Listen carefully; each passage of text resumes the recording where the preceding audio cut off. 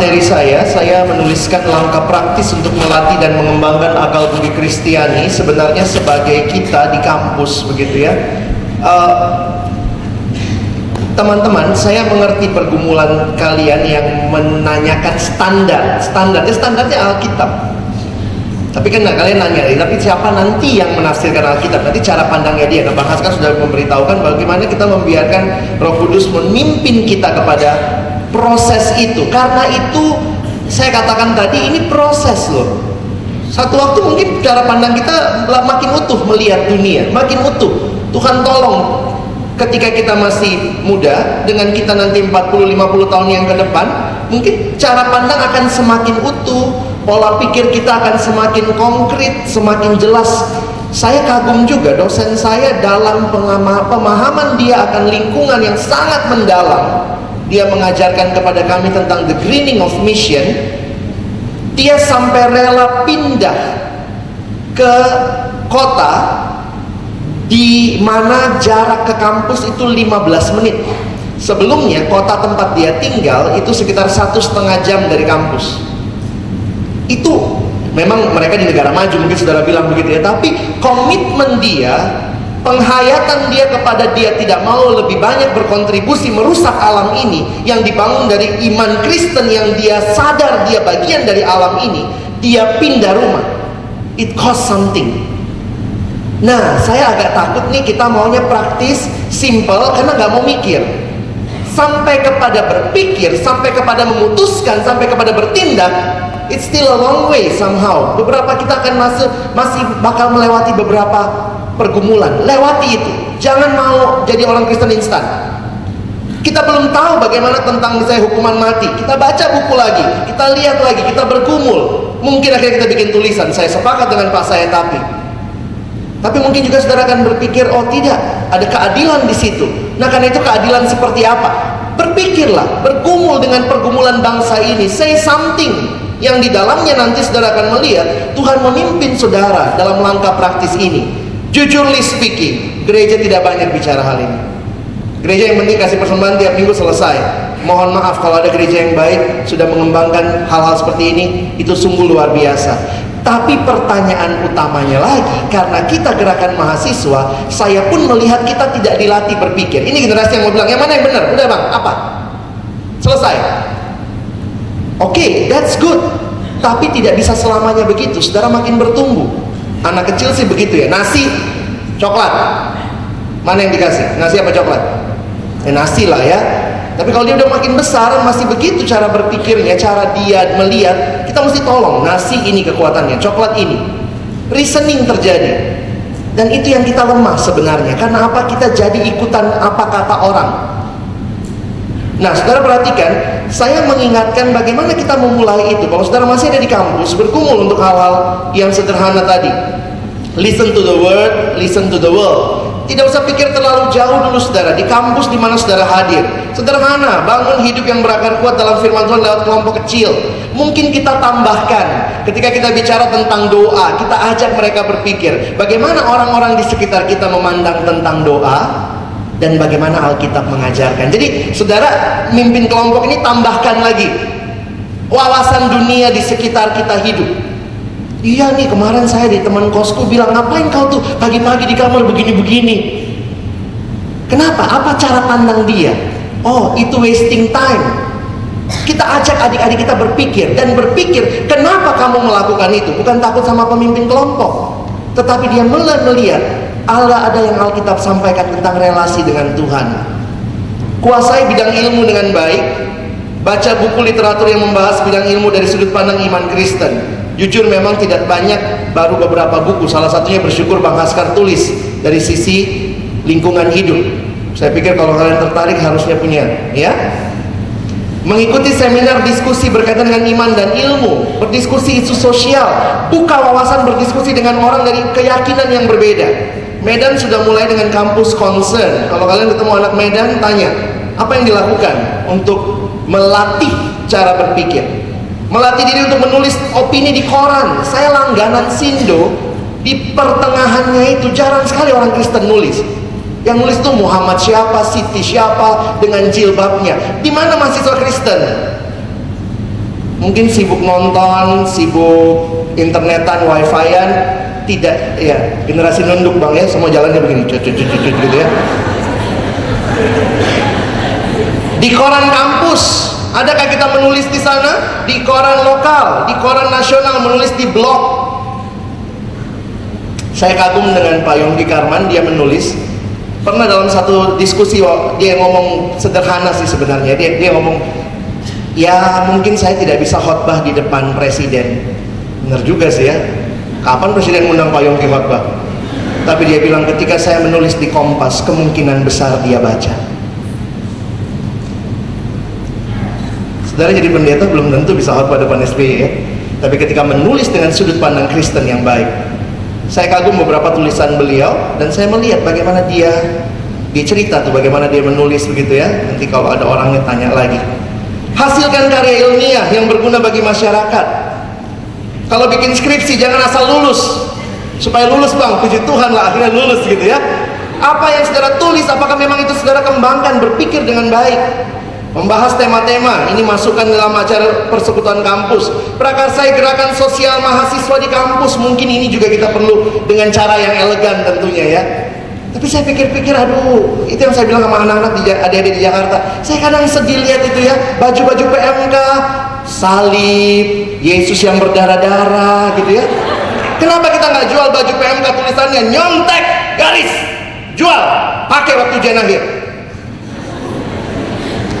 Kita bisa jual sama yang lain ya. Kalau maksudnya, sorry kalau ini mungkin di beberapa daerah terlalu radikal ya. Begitu nyontek, dicoret, kali digorok, begitu saya nggak tahu saudara. Saudara yang tahu konteksnya. Tapi kalau kamu beli, kamu bikin baju PMK Yesus, belum tentu mahasiswa non Kristen mau beli, benar nggak? Tapi nyontek, dicoret, kasih sama yang berjilbab maksudnya. Mungkin dia bilang, ih, aku juga mau nggak nyontek. Kenapa kita punya pemikiran? Saya kagum waktu di UI, saya kaget melihat ketika masuk ke kampus kami, ini di lorong menjelang ke kampus, ada satu mahasiswa muslim. Dia bagi-bagi kertas kecil, sekecil handphone gini ya. Dia bagi-bagi kertas kecil. Waktu saya baca, respon terhadap undang-undang aborsi, kira-kira begitu loh. Dia tulis apa yang dia pikirkan, dia bagi, dia fotokopi, dia bagi-bagi sama orang yang lewat. Kadang saya pikir, di mana orang Kristen ya? Kita lagi sibuk latihan, mau persekutuan. Kita lagi sibuk nih, PA, kelompok, saudara, sampai udah jadi ribet sekali PMK kita ya. Kita ber-PMK udah sangat ribet. Kemana? Sekretariat. Kemana? Sekretariat. Kiranya sekretariat memberkati saudara gitu ya. Kiranya kita hadir di dunia. Mari ber-PMK dengan lebih simple supaya kita juga punya dampak.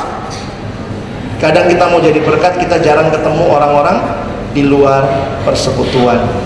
Thank you.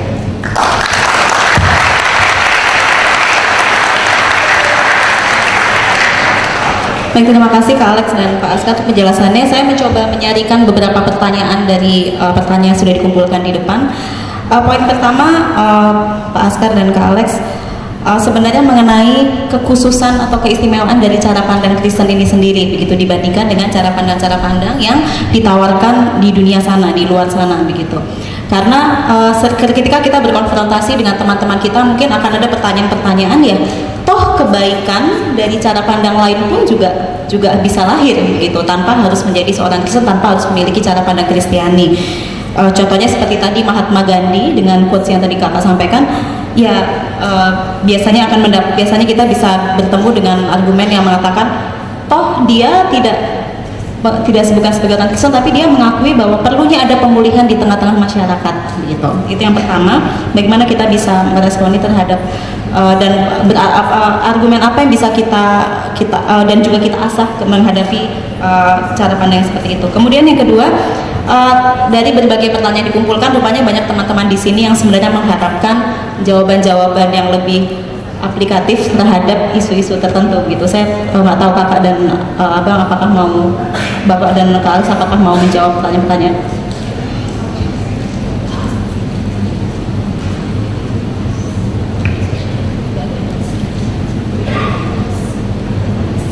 Jadi ini mungkin pertanyaan-pertanyaan yang lebih pendapat yang disampaikan, mungkin pendapat yang bisa disampaikan mungkin secara atas nama pribadi ya, mungkin dari pergumulan Kak Alex secara pribadi maupun Pak Askar. Contohnya seperti bagaimana kita cara pandang Kristiani terhadap ya produksi rokok gitu misalnya, menjadi sumber penyakit sekaligus pemasuk sumber cukai yang tinggi bagi negara kita, pemasukan yang tinggi. Kemudian bagaimana melihat contohnya apa tadi? Ya, produksi minuman alkohol misalnya begitu, dan juga bagaimana kita ketika kita sebagai seorang Kristen berteman dengan teman-teman yang memiliki kebiasaan seperti itu. Kira kurang lebih 2 poin itu, silakan dijawab.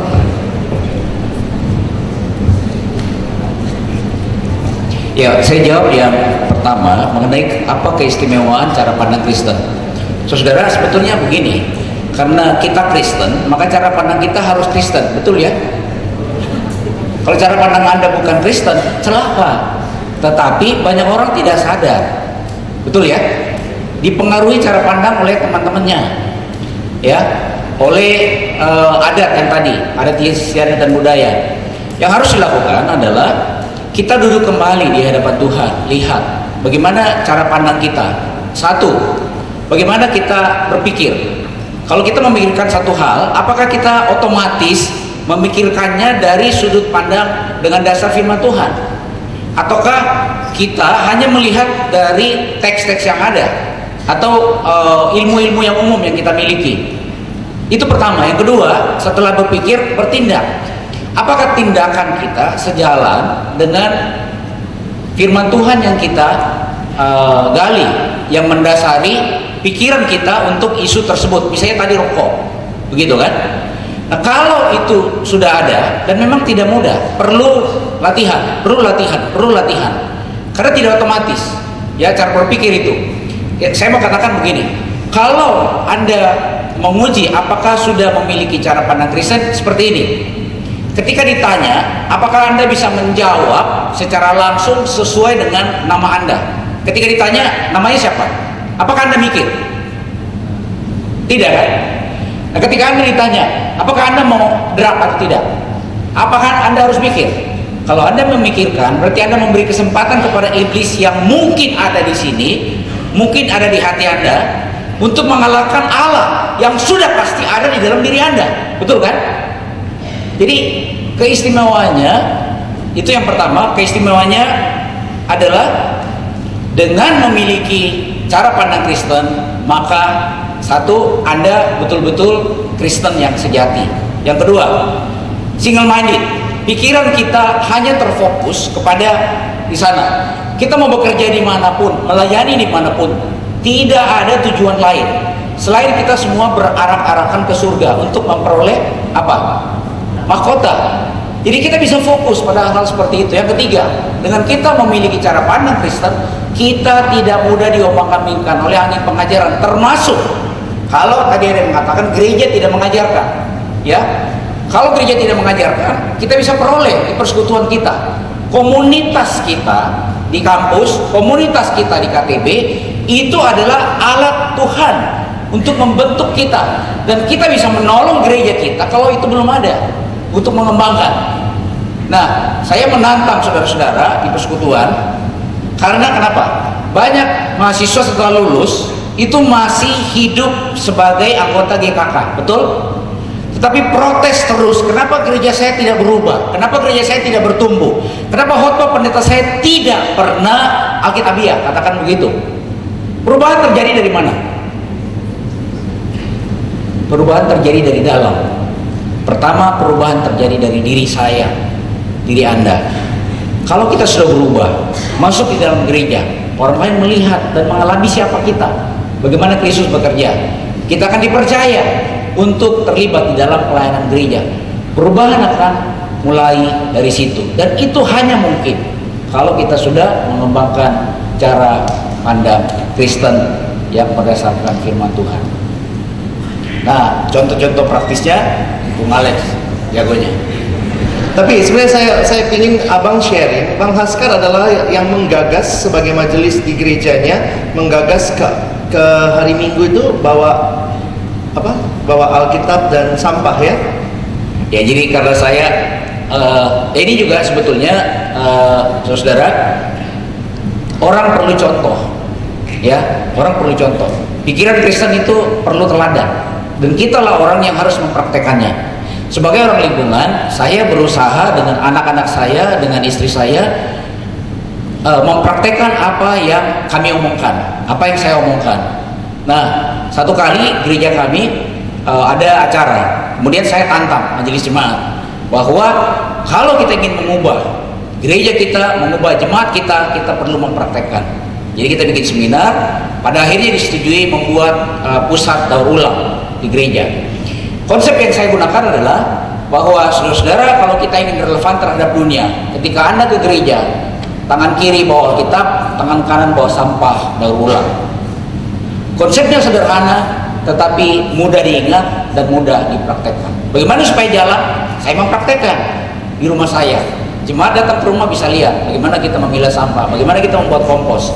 Ketika buat di gereja, jemaat mengatakan memang sudah dipraktekkan, sehingga mudah orang mengikuti.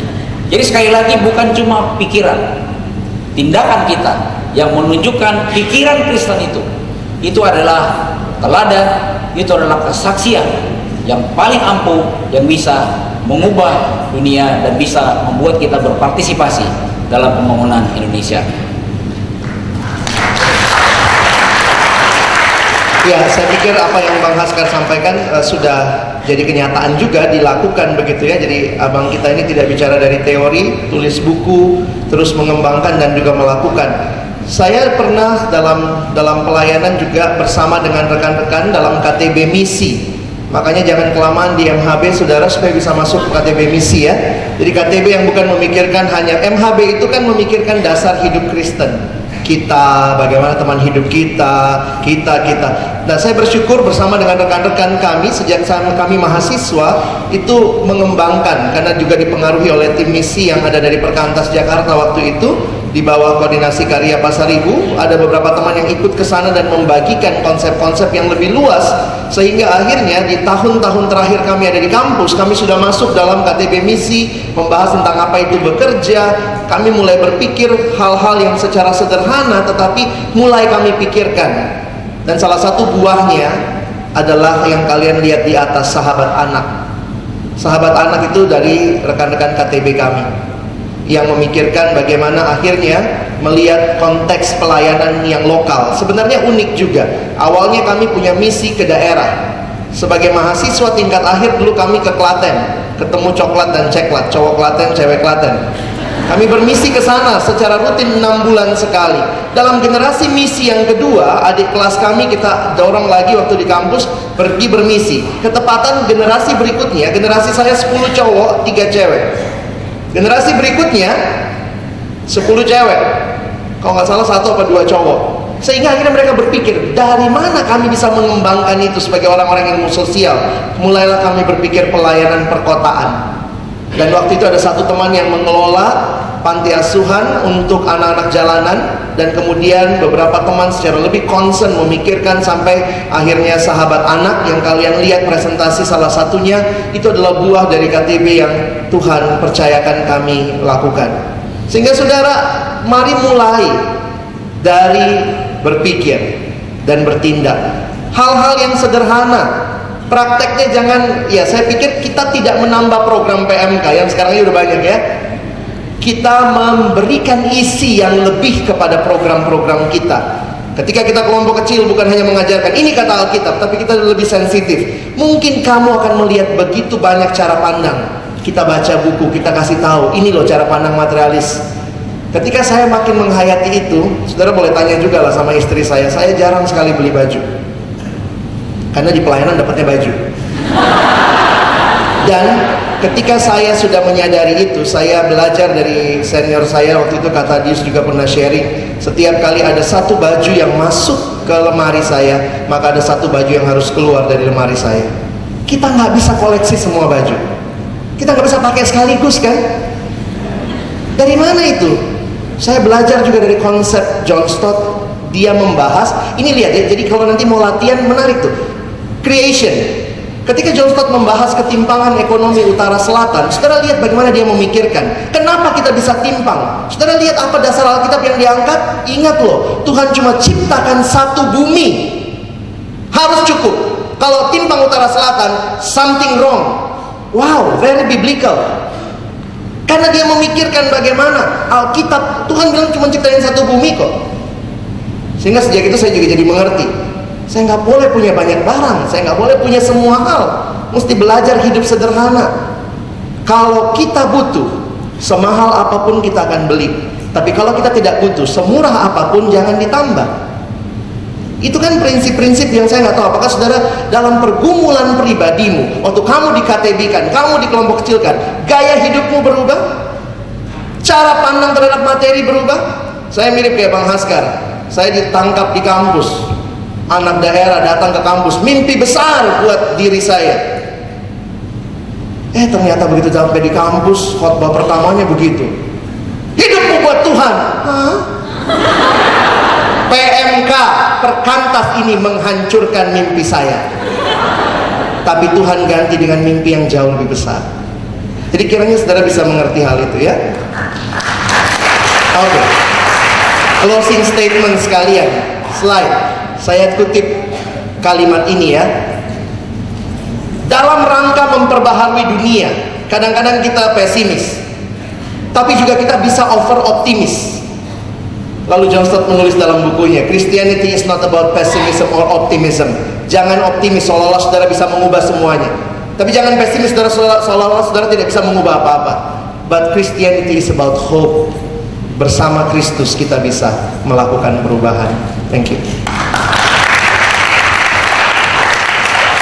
Ya, closing statement dari saya, dengan memiliki dan mengembangkan cara pandang Kristen, maka kita yang minoritas di Indonesia akan dibuat Tuhan menjadi mayoritas. Karena kita tidak hanya berpikir secara Kristen, tetapi kita tunjukkan itu di dalam tindakan, supaya orang lain melihat dan mengalami Kristus lewat kehadiran kita. Selamat mengembangkan dan selamat mempraktekkan cara pandang Kristen. Tuhan memberkati.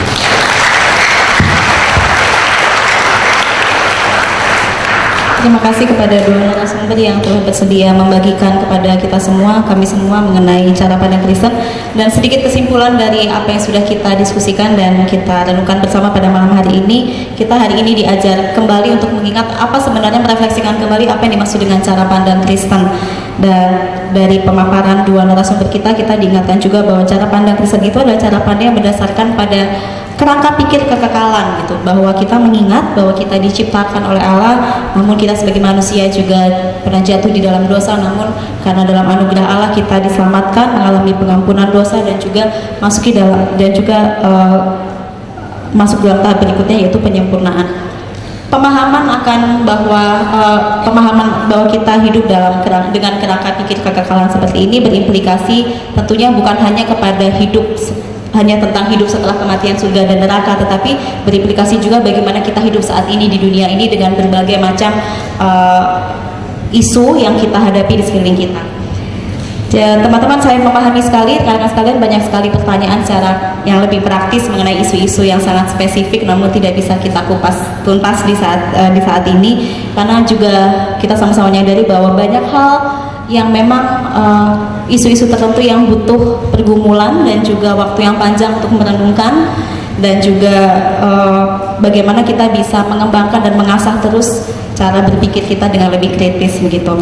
Dan kita juga diingatkan bahwa untuk memelihara cara pandang Kristen yang sebagaimana harus kita pahami, memang itu butuh juga kepekaan kita untuk melihat apa yang Tuhan sampaikan melalui dunia sekeliling kita, dan juga apa yang Tuhan sampaikan secara spesifik melalui firman Tuhan kepada kita. Nah, lebih itu yang bisa kita sama-sama pahami malam hari ini. Dan mari kita sekali lagi berikan aplaus bagi dua narasumber kita. Terima kasih. Untuk topik selanjutnya saya berikan kepada para pemandu acara.